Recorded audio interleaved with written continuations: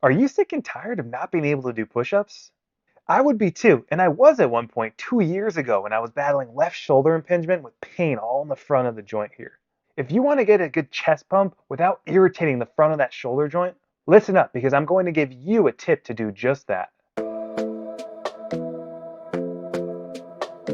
My name is Dr. Corey Hoffner. We've helped thousands of strength athletes with shoulder pain return to lifting pain-free through our one-to-one online shoulder coaching program. And in this video, I will take you through our step-by-step process I use myself as well as with other clients to get out of shoulder pain or do push-ups with shoulder pain.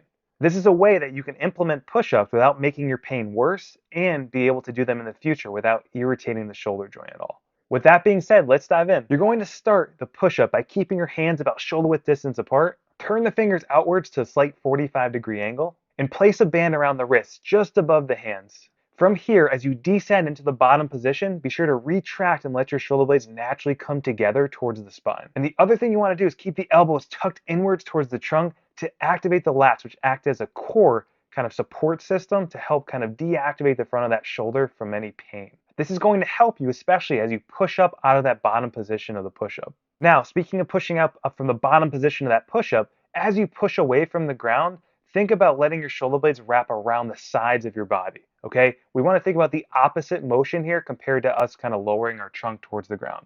Now remember, on our way down towards the ground, we're letting our shoulder blades naturally come together towards the spine.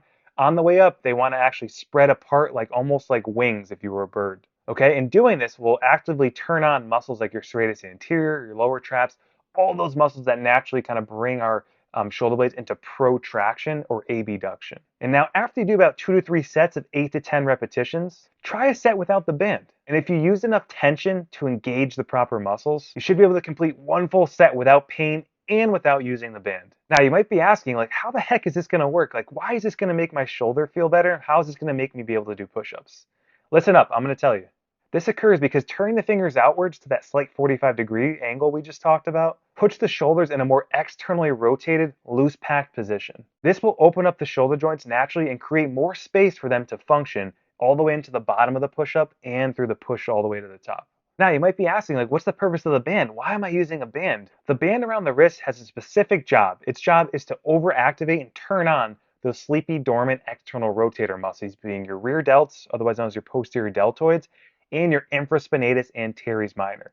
And if you guys don't know what those are, where they're located, look down below because we're going to post a link to our Instagram post we just made that goes over rotator cuff anatomy and function. Now, also when this band is being used and there's good tension on it and it's a good thick resistance, it's going to turn on the external rotators so much that it's not going to cause us to get any recruitment from the front of the shoulder, being the biceps and the supraspinatus tendon that tend to get overused kind of right here on the top of the joint where most of your pain is located. Now, it won't turn it off completely, but it'll just turn down and deactivate those muscles a little bit and give them a little bit of rest and break so we can use the muscles that are sleepy, like I mentioned. And now the shoulder width distance of the hands will help keep stress off of the shoulder joint as well.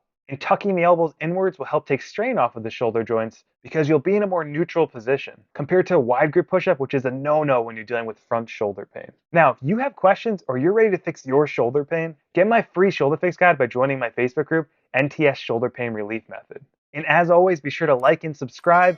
And if you want to see other videos, check out the description down below.